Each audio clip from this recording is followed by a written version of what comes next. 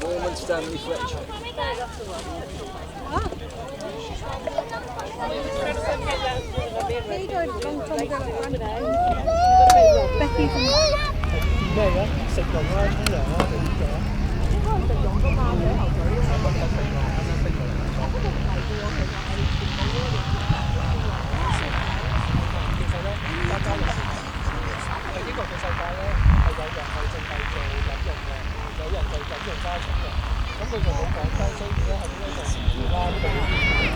Your tastes, but I haven't been given that opportunity, sadly. And here we are down at 1 o'clock, coming in from the right.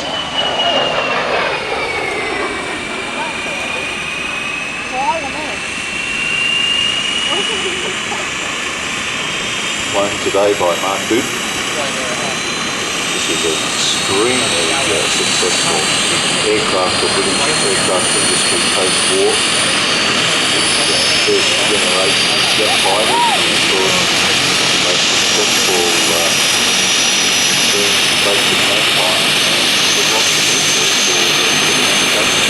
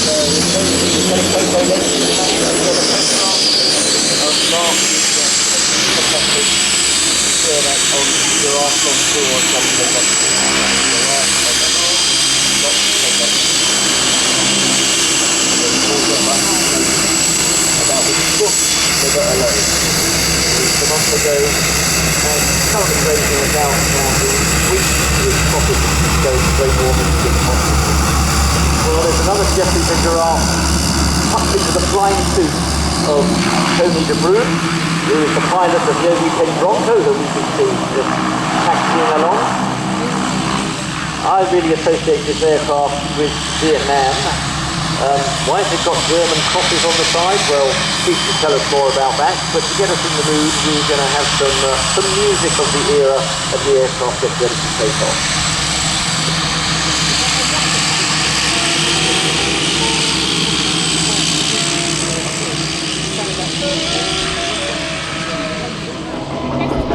I see a line of cars on into black, with flowers and my love for them.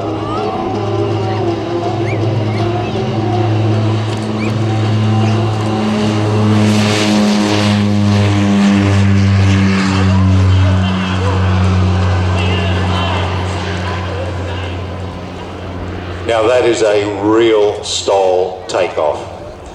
This aircraft was designed to be not only STOL, but also to be aerobatic. It was a turboprop light attack and coin or counterinsurgency aircraft. Originally designed by two guys who actually tried to make a mock-up of what they thought was needed for light attack in a garage. The eventual aircraft is much larger because the type envisaged was to go on a 6x6 truck and be transportable anywhere. Pulling up effortlessly to 1,500 feet in the capable hands of Tony De Bruyn.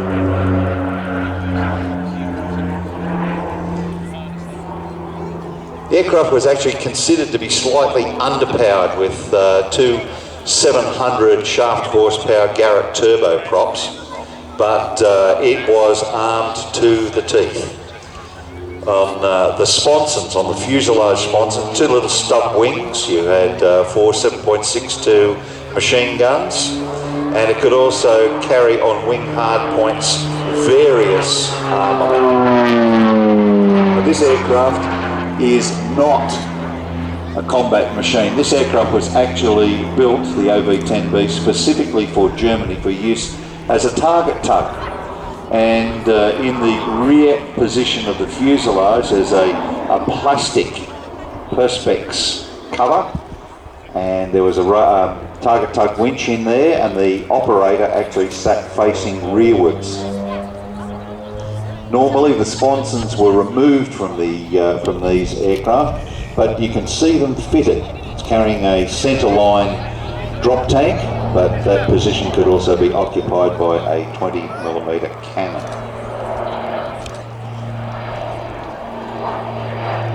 Principally used by the US Air Force, US Marine Corps and US Navy. The aircraft could take off from carriers and from amphibious assault ships without using any catapult or land using no arrestor wires. Highly manoeuvrable machine.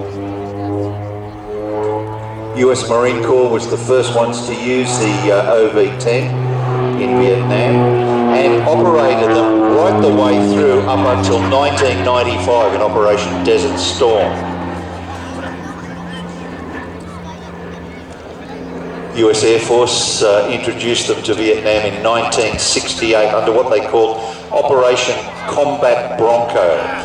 And they did the same thing with the Cessna A-37 Dragonfly to see how the aircraft would perform in actual combat.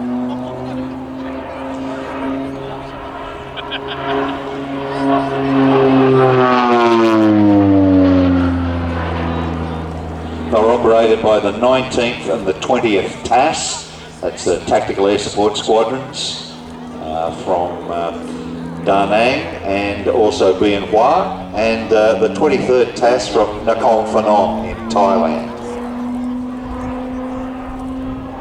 Performed an incredible role there in light attack and forward air control.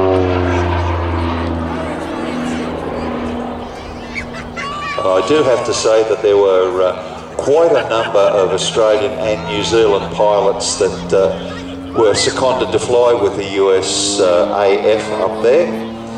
One in particular I can talk about is Air Commodore Bruce Wood. He flew the TAS, but instead of flying out of Da Nang, he was quartered at Jubilee. Flew there for 7 months on missions ranging right the way across Vietnam and to Cambodia. Very simple to maintain, extremely robust, fitted with a North American ejection seat. Used for helicopter escort, armed reconnaissance, light air transport. You could actually carry 6 people in the back of that cargo pod area, but very uncomfortable. There's no seating. They were seated on the floor and extremely cramped.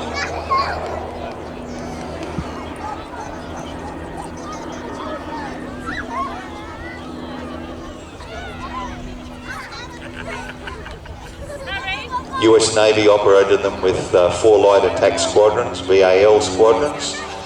VAL standing for Squadron Attack Light. And these aircraft were used up to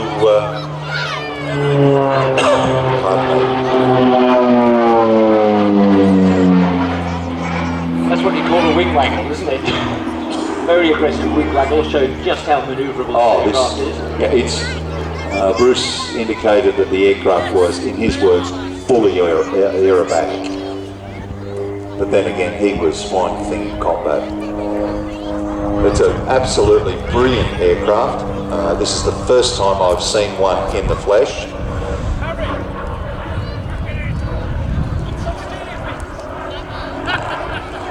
And they used the name Bronco because they wanted a connection, built by North American Aviation, North American Rockwell, and they wanted a connection with the P-51 Mustang. So the bucking Bronco became the term. This is operated by the Bronco Demo Team. It was founded in 2010 to display and demonstrate the Bronco to the public as a living reminder of the type worldwide. 2 aircraft in the team, lots of volunteers, both male and female, that are maintaining the aircraft. Look at that.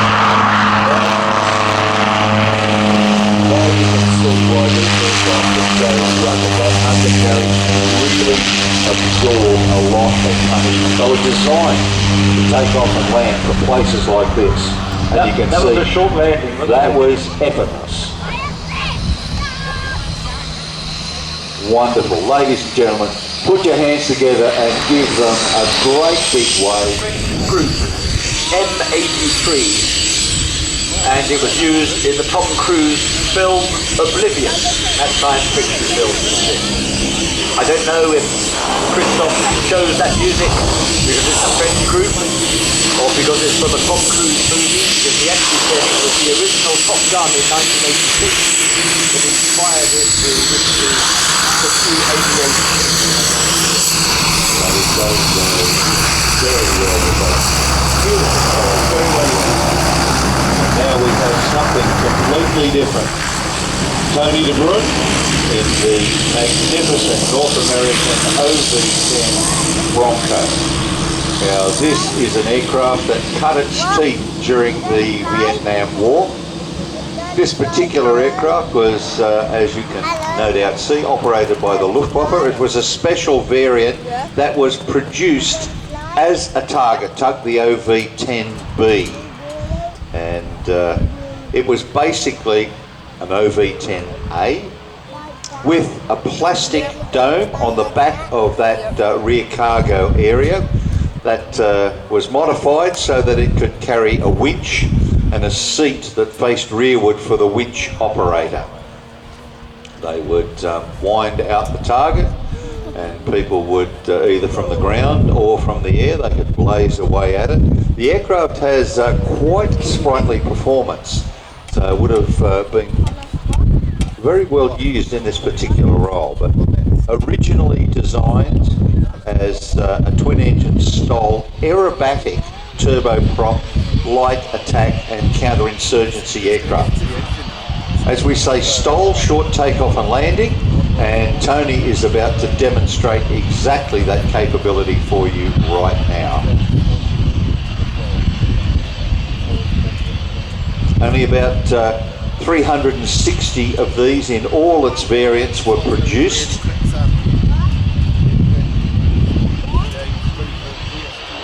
And he's about to start rolling right about now, I think.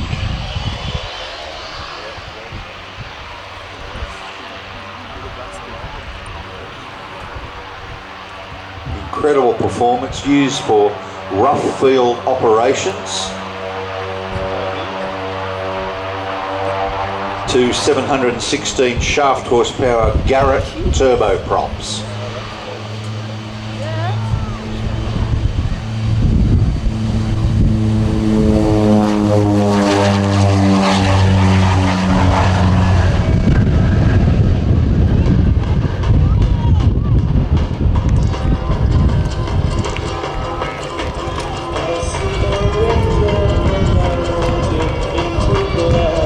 Keep it going.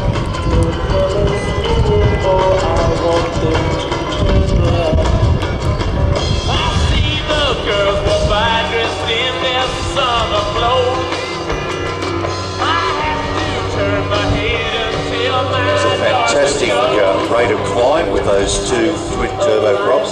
It was originally designed, a concept idea, to be about half the size that it is. And the two guys that conceived the idea, one of them was a Marine Corps colonel, and he tried with his partner to actually manufacture something in plastic garage. Well, the idea actually did catch on with the military, and of course, with all things that catch on with the military, things were changed. The aircraft went from being able to be carried in a 6x6 truck to the form you see now with a 40-foot wingspan. Maximum speed of about 250 knots and a range, ferry range of up to 1,200 nautical miles.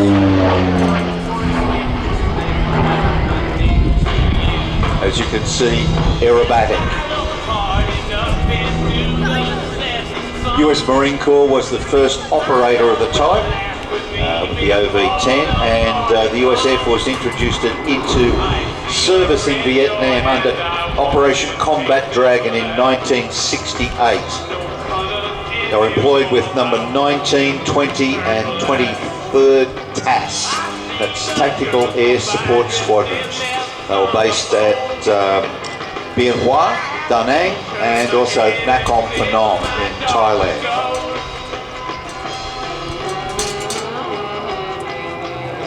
Five hard points on the fuselage, 4 on the sponsons, and 1 under the centre line of the fuselage. As you can see, this one carrying the tank.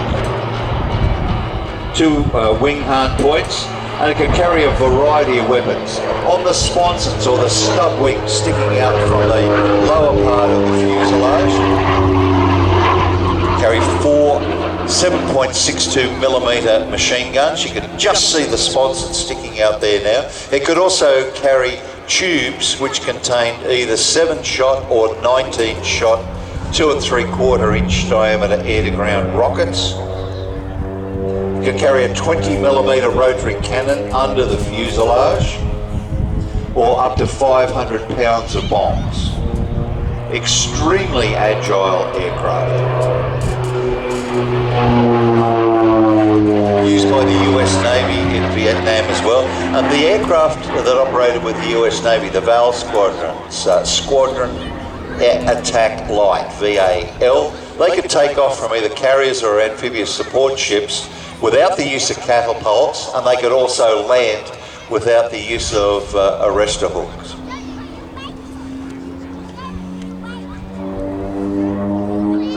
US Marine Corps used them right up to Operation Desert Storm in 1995, and the US Navy had a couple of Gs in Iraq where they completed 120 missions. 64 all up lost to the US Air Force in Vietnam, 10 to the US Navy and 7 to the US Marine Corps. As you can see, doing a simulated strafing runs here.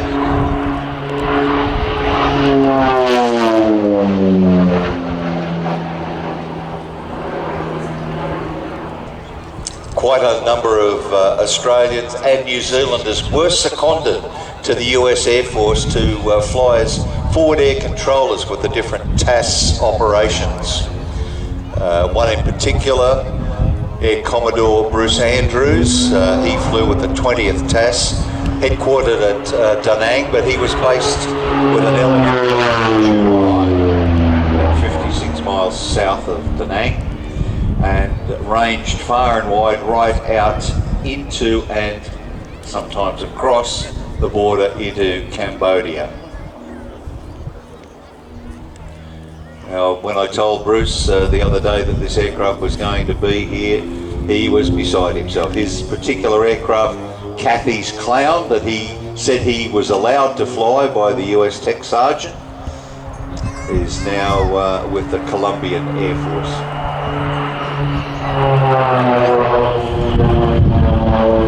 Very, very highly manoeuvrable and beautifully displayed here by Tony. And if you didn't notice it on that pass, because it was pretty quick, maybe look at your photographs, because especially for this weekend, Tony's painted on the Jubilee motif on the upper wing. And he's got some on the tail. He snuck some on the tail. On the tail as well, all right. On the tail as well. Because Tony formed the Bronco Demonstration Team, founded in 2010, and the team consists of 2 aircraft that have been completely restored. Look at that. That is really, really nice. It's not often you see an aircraft of that size being able to perform like this, and believe it or not, the aircraft was considered to be underpowered. 716 shaft horsepower Garrett engines. I'm quite sure that they would rather have had PT6s in there, but then again, ask the pilot, does his aeroplane have enough power, and the answer is no. No, yes, that's right.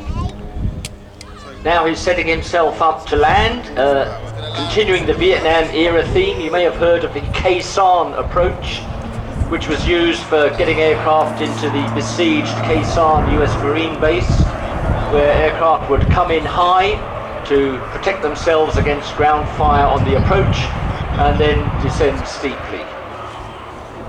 And coming into this strong wind, he should have no problem in stopping. Let's hope that's not the curse of the commentator. I think it is. Yeah, I think it is. what He's going around, I think what he's going to do, he's just checking to see what the situation is. And discretion being the better part of valour, I'm thinking that he might have departed. In fact, yes, the plan was, in fact, to go on the land at Wellsbourne, which we weren't aware of, so he was just setting it up in the landing configuration. So he didn't tell us that in the briefing this morning. There we go. He had told us he'd have had to kill us afterwards. Yes, that's a gotcha moment. But a wonderful aircraft. Had he landed, you would have been able to see